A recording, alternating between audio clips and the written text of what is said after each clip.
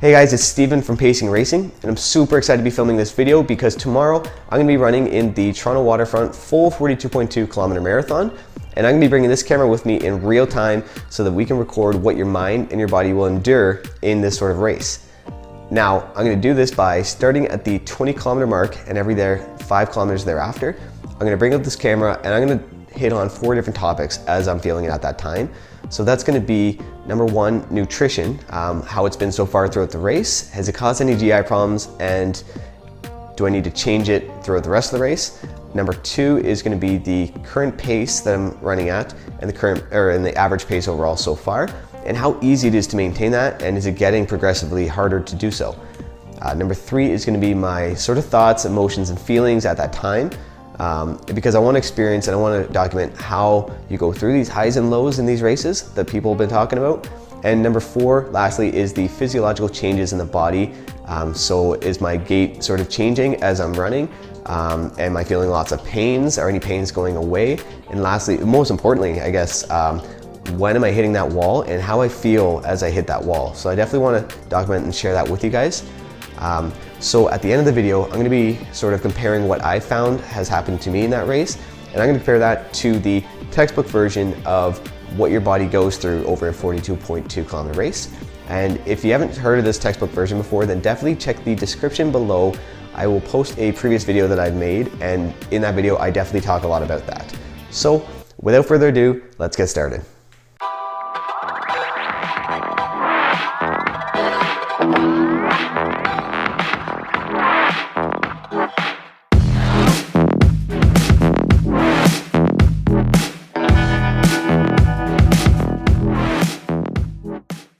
Hey guys, so it's Steven. It's race morning, so super excited. Feeling pretty good about the whole race. The starting line's behind me. It is -7 right now with the wind chill.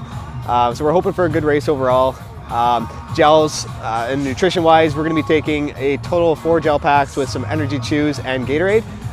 In doing so, it's gonna be equate to about 50 grams of carbs per hour. And hoping to keep up with hydration. So we'll check in about 20K mark and we'll see how that goes. All right, let's get started.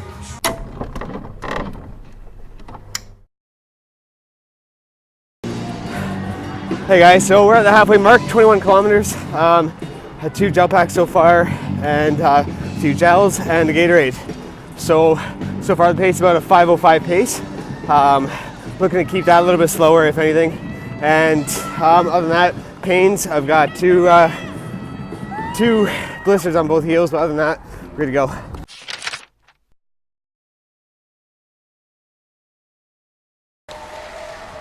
Hey, okay, so we're about 25K in. Pace has dropped down to a 5:20, so we're losing some time.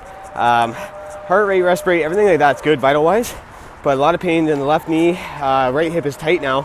That's all that's happened the last few kilometers. And these blisters have gotten pretty bad on both heels. So anyway, we'll check in at 30K, see how it goes.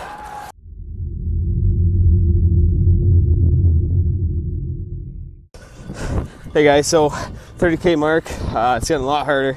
I have about a 5:30 pace now, so we're definitely slowing down the pace. Nutrition wise, just had a 3rd gel pack, still chews and Gatorade, only thing I'm consuming. Nutrition feels pretty good, but emotional, starting to definitely feel the pains, and it's getting a lot harder. So physical changes, feeling that knee pain a lot right now, which is why the pace is coming down a little bit. Not feeling the blisters so much, which is probably a bad thing, but main thing is just that knee, and overall just legs feel really weak, but we're still going on, so see you at 35K mark.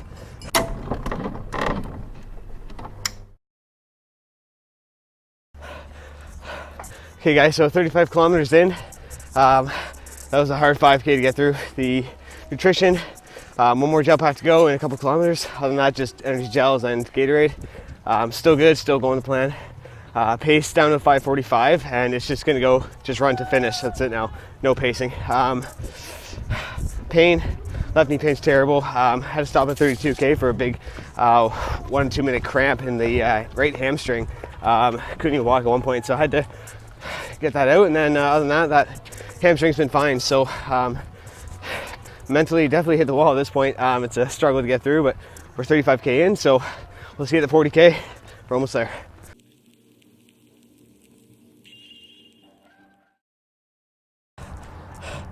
Okay guys, so this is the 39th kilometer, not the 40, but I'm gonna do it now because I've got that cramp in the right hamstring is out, also in the right quad, and it's also an uphill walk right here, so I'm gonna just be doing this for a little bit here. But nutrition wise, I have my 4th gel pack, so just Gatorade here on in, and then maybe a chew.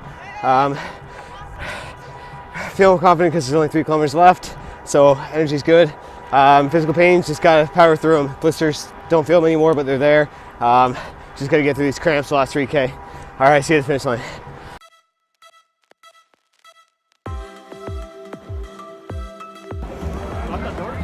Okay guys, so we did it. Super happy about it. I gotta check the time. I think it's about 4:13ish.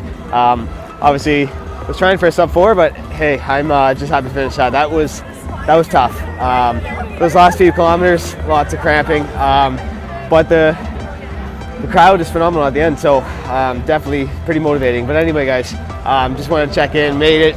I'm gonna finish this video up at home, and I've got a little more concentration, and I'm just gonna go get some food right now.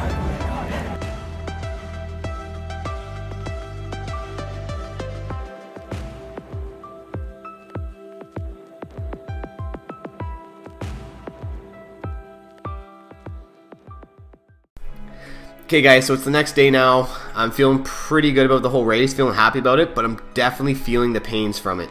Now, obviously the endorphins have stopped releasing, the adrenaline sort of died down, and all that masked pain is now coming in full effect. I had a pretty brutal sleep going through that night, and even today my legs are very sore, so I'm just trying to do active recovery. But in the meantime, I want to talk to you guys about a little bit of physiological changes in the full marathon. And I want to point out my experiences in that race, as you saw in the videos, versus the textbook version. So we start off with the first 13 kilometers. The experience I had versus textbook were pretty similar, right? So the adrenaline released, causing me to go a little fast out the gate. And by little fast, I mean very fast compared to what I should have went out. If you looked at my pacing overall, I definitely didn't keep much pace in the first half marathon. So note to self, if you can run a pretty quick, like a sub 140 marathon, or sorry, half marathon, then don't think you can do that in the full marathon, because that's one of the big things I realized is this adrenaline kind of got me thinking I could, but you really got to realize that a full marathon is a lot different than a half marathon. So pacing kind of went out the window. I like to blame adrenaline, but it was kind of all myself as well. But anyway, adrenaline was released, heart rate increased. That was kind of all on point. Body temperature warmed up. I wore track pants to start with because it was -7 degrees out, which I'm not really used to running in. So I got rid of those about the 5K mark, just left them on the side, and heart rate seemed to steady out. So all that was pretty textbook. The one difference I find on the 13th kilometer kind of going forward were blisters came on both my feet. Now, I can attest this to new socks because this entire race season I haven't had blisters whatsoever. Now, again, rule number 1 is don't try something new on race day, and I didn't even listen to myself on that own rule because I got new socks, and the only reason was because I'm not used to this -7 weather with the wind chill. I was still going to wear shorts, so I just decided to maybe get longer socks, and these socks just happen to be thicker, more bulkier, and I'm used to sort of light running socks. So nonetheless, 13 kilometers into this long race, I ended up getting blisters on both feet, so it definitely threw me off for sort of a loop. So I can't really blame that on my experience in the textbook version. Can't really play it out that way. That was just trying something new on race day. So learn from that. Don't do that by any means. But comparing the textbook versus my experiences, glycogen stores near deplete, heart rate and rest rate reach equilibrium, which I do mention that in the first video you captured me at the 20th kilometer, that everything sort of steadied out by that point, so heart rate and everything were on par. It was just sort of blisters were the only pain kind of at this point of the race. It does, at the 21K after the first half marathon, I did find the work effort had to increase a lot just to sort of keep the same pace, if not a slower pace. And that is going based off the textbook version, and I definitely believe this. You sort of deplete your glycogen stores, and I started tapping into fat stores. And just a little bit thing here to do with pacing and gel packs, that sort of thing. So gel packs are going to replenish glycogen stores, but once they're depleted, they're pretty much depleted, and there's kind of no going back, right? And the harder you work, the faster you're going to deplete those stores. So obviously with my body, I went a little too quick for the overall pace in the first half marathon, which caused me to tap into my fat stores too early on, and also made me hit the wall too early on, which led for a sort of a brutal end second half of the marathon. So that, I truly believe this textbook version. The tendon, ligament, muscle pains from repetition, I definitely felt a lot of that, and that mostly kind of hit me on the anything after the 30K mark. I really felt that for the rest of the race. So looking at 28K to 42.2 kilometers, we really had to dig deep for mental strength. I found it was that last half of the race was pure mental motivation. That's the one thing that kept me going. I had to stop several times for massive cramps in my hamstring, particularly only my right side. So it didn't bounce back and forth, but it locked out my hamstring a couple times to the point where I had to walk and at some point stop and try to rub it out. And then same with the quad at some points. My quadricep, also on the right side, got pretty tight. So I definitely found I did hit the wall. And I would like to think, if you look at the textbook version, you see dehydration, approximately 4 liters of fluid loss. Now, luckily, I was pretty lucky that it was -7, so I didn't sweat nearly as much as I would have than what I'm used to running in kind of mid-20s. But overall, there's definitely some severe dehydration going on. And if you look at the running gait and postural changes, you can even see it in my video. You can see me walking pretty steady in the 20-kilometer video, but then by the end of it, you see I'm almost have like a good limp. So, and definitely posture seems like it's a little prone, like I'm kind of slouched down a little bit. And I didn't feel that at the time, but just watching back that video, I really realized how bad my posture was. But again, a good thing about looking at this textbook version, you see here that endorphins released from near completion will mask some pain temporarily. That is so true, because as you see in the video, the pain from the blisters essentially went away, and I knew it was bad. I knew they were still there and only getting worse, but the pain went away, and I think that contributed to a lot of the endorphins releasing, as well as my pain sort of became more associated to the knee, which sort of kind of trumped the blister pain. So I definitely see that was a huge thing. And overall, I'd like to think this my experiences first textbook were pretty similar. Some of them happened at different kilometers, but it all sort of happened according to the textbook. And again, everyone's gonna be a little bit different going through this. You might have a lot better experiences than I did. I hope you did, but you might have it worse too. And some things will happen at different times. So nonetheless, this is just a good way to kind of show you that not everything is always textbook, but the textbook does have a pretty good understanding of sort of what to be expecting in the race. Okay guys, so thanks so much for watching that video. That was a lot of fun to record. Definitely didn't know how that marathon would turn out.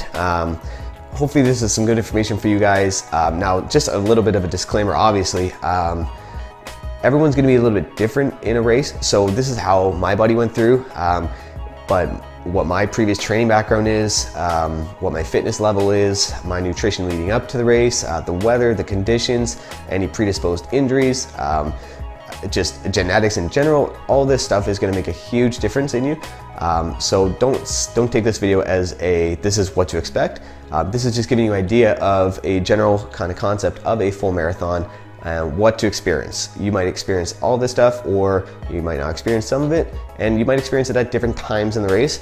But hopefully this helped and was informative to understand sort of what to expect, that what could happen and what might happen, and what of course happened to me. So with saying that, thanks guys, appreciate the feedback and comments. So please want to go ahead, like, comment, share, and also subscribe to this YouTube channel for more great content like this. And if you want to hit up any of my social media channels, you can find the links in the description below. Thanks guys, have a good one.